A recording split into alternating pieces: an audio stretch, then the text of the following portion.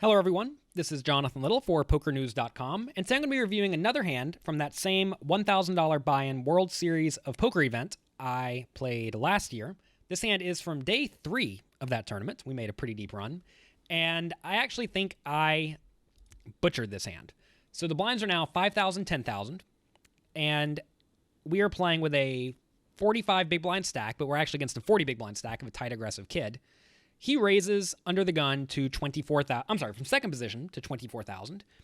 And I pick up ace queen in third position.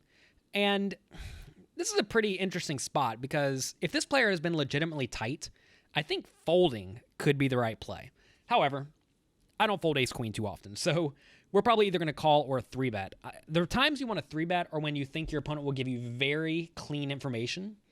If you 3-bet, meaning he'll jam all the better hands and call or fold with all the worse hands. And this will sometimes be the case, especially against very amateur players, but a lot of good players will be jamming stuff like pocket tens and ace jack suited in this spot, and that will lead you to make incorrect folds. So I'm not a very big fan of raising for what is effectively information. So I call. Can't see it. My chips are behind my cards, but I promise I called. And we see a flop heads up. So the flop comes king, 7-5, 2 spades. I have the ace of spades. And my opponent bets 35,000. This is another scenario where I think you can go either way between folding or calling. You could also raise if you got the vibe that your opponent would fold a hand like pocket queens or worse. And, you know, that really may just be the best play, because if we do raise to say 100,000 or even 82,000 and our opponent calls, we will have a pretty clear idea that he likes his hand. And if he likes his hand, there's no point in bluffing. So I think that play is probably better than calling in this spot. Also because we have the ace of spades, if we turn a pretty good amount of equity, we can either continue betting or we can just check and try to realize that equity, either one, depending on if we think our opponent will fold. So this is a spot where I think raising or folding is probably ideal. But I make the... I'm not going to say it's a bad play, but it's a more optimistic play of calling with the idea that my opponent will let me know where I am on the turn. This is a play that you will see a lot of cash game players make because quite often in cash games, players will play very straightforwardly on the turn, and that will allow you to apply a lot of pressure. So turns a 10, and my opponent elects to check. When he checks, should I bet, trying to get him off of queens or worse, effectively? If he has a 10, will he fold to a bet? It's difficult to say. I think he will fold a 10 to a turn plus a river bet. But at the same time, I don't really know. This is a tough one. Because if he has a hand like ace queen, he may just stick around. And if he has a hand like pocket nines, he may also randomly stick around. So I don't really know what to do in this spot. I think I probably should bet something like 100,000. I think that would get pretty clean information and allow me to play reasonably well on the turn. So he checks, and instead of betting 100, I bet 50. And I do not like this bet size at all, because this bet will keep him in with all of his medium pairs for sure. And so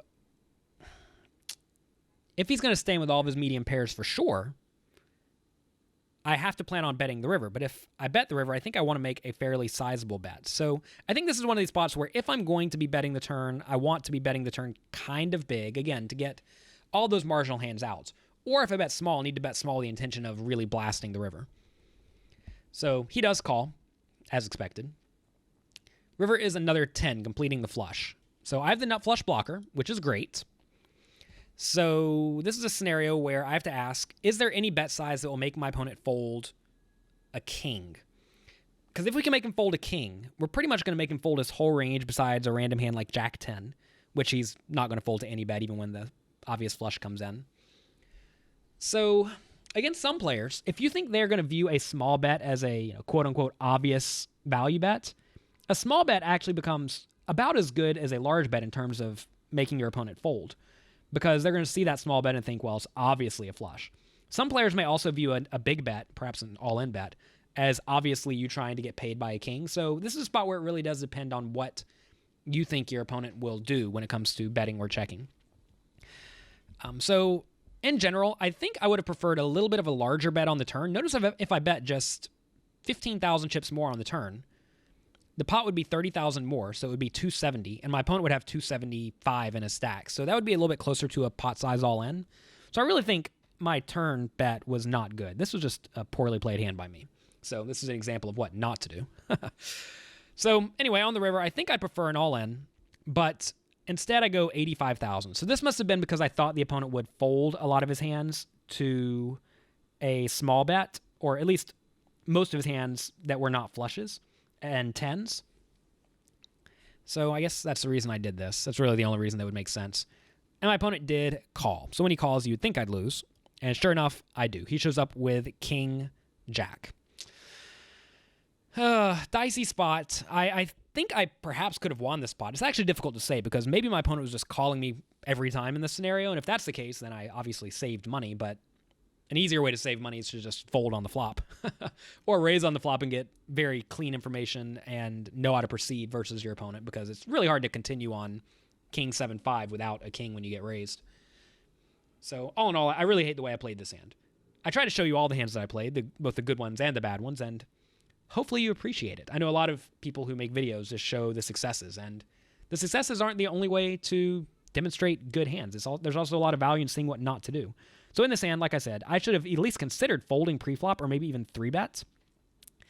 And on the flop, I probably should have raised or folded. So I made some pretty clear errors. And then on the turn in the river, I think I definitely should have bet larger on both streets if I wanted to try to get my opponent off of a king.